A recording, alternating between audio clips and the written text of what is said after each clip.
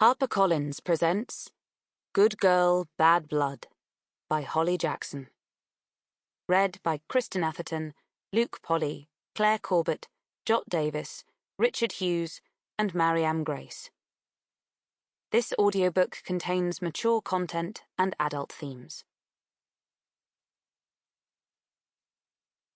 After and before. You think you'd know what a killer sounds like. That their lies would have a different texture. Some barely perceptible shift. A voice that thickens, grows sharp and uneven as the truth slips beneath the jagged edges. You'd think that, wouldn't you?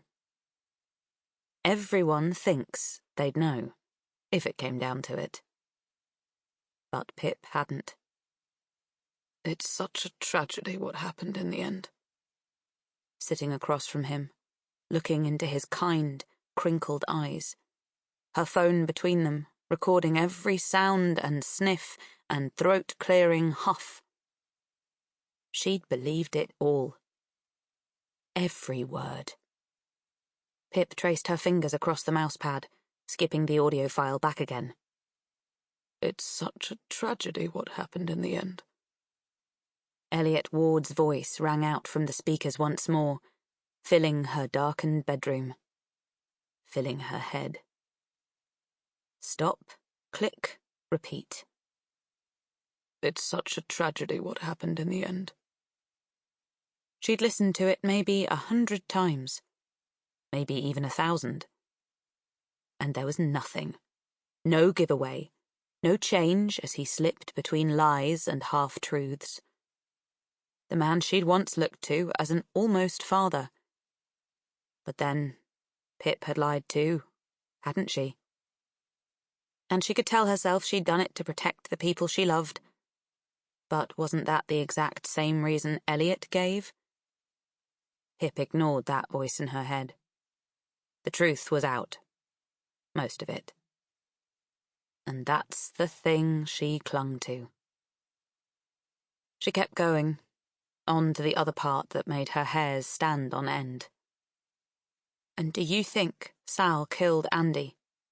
Asked Pip's voice from the past.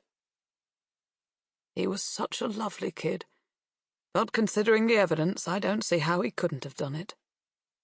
So, as wrong as it feels, I guess I think he must have. There's no other explanation.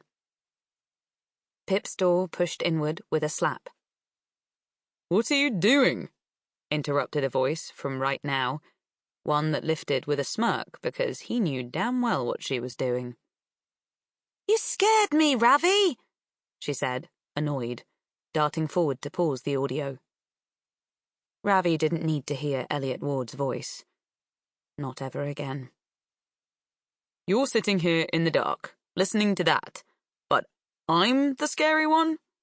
Ravi said, flicking on the light switch, the yellow glow reflecting off the dark hair swept across his forehead. He pulled that face, the one that always got her, and Pip smiled because it was impossible not to. She wheeled back from her desk. How did you get in, anyway? Your parents and Josh were on their way out with a very impressive-looking lemon tart. Oh, yes, she said. They're on neighbourly welcome duties. A young couple have just moved into the Chen's house down the street. Mum did the deal. The Greens. Or maybe the Browns. Can't remember. It was strange, thinking of another family living in that house. New lives reshaping to fill its old spaces. Pip's friend, Zach Chen, had always lived there, 4 doors down, ever since Pip had moved here aged 5.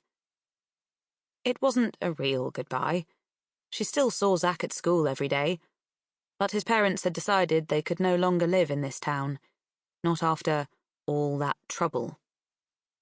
Pip was certain they considered her a large part of all that trouble. Dinner's 7:30, by the way, Ravi said, his voice suddenly skipping clumsily over the words. Sample complete. Ready to continue?